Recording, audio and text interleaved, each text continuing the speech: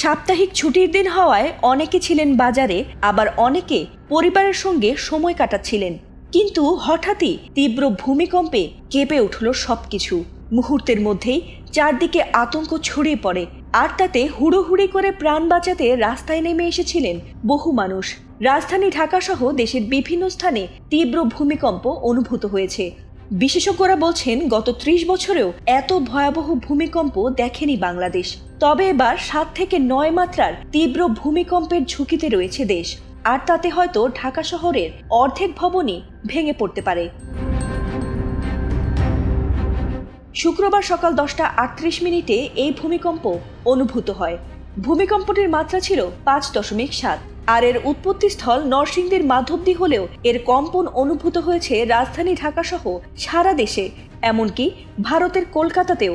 এই শক্তিশালী ভূমিকম্পে ঢাকার বহু ভবনে ফাটল দেখা গেছে, আর কিছু ভবন হেলে পড়েছে বলেও খবর পাওয়া গেছে।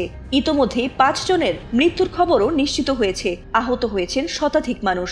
বিভিন্ন এলাকায় বিদ্যুৎ সরবরাহ বন্ধ করে দেওয়া হয়েছে এবং বেশ কয়েকটি বিদ্যুৎ কেন্দ্রে উৎপাদন ব্যাহত হওয়ায় শহর জুড়ে অস্বাভাবিক পরিস্থিতির সৃষ্টি হয়েছে।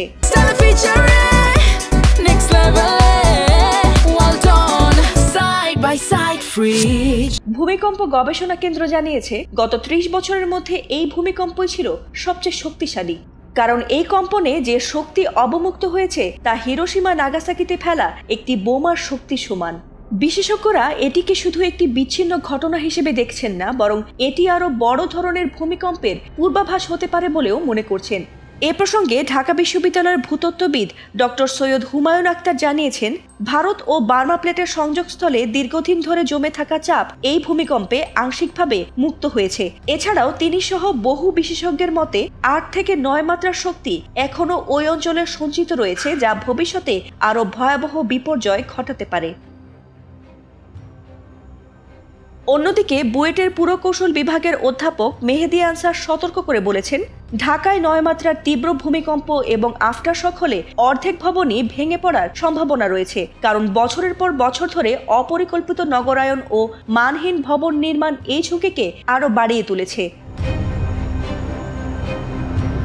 দুর্যোগ ব্যবস্থাপনা বিশেষজ্ঞরা জানিয়েছেন, বড় ভূমিকম্প মোকাবেলায় বাংলাদেশের সক্ষমতা এখনও খুবই সীমিত।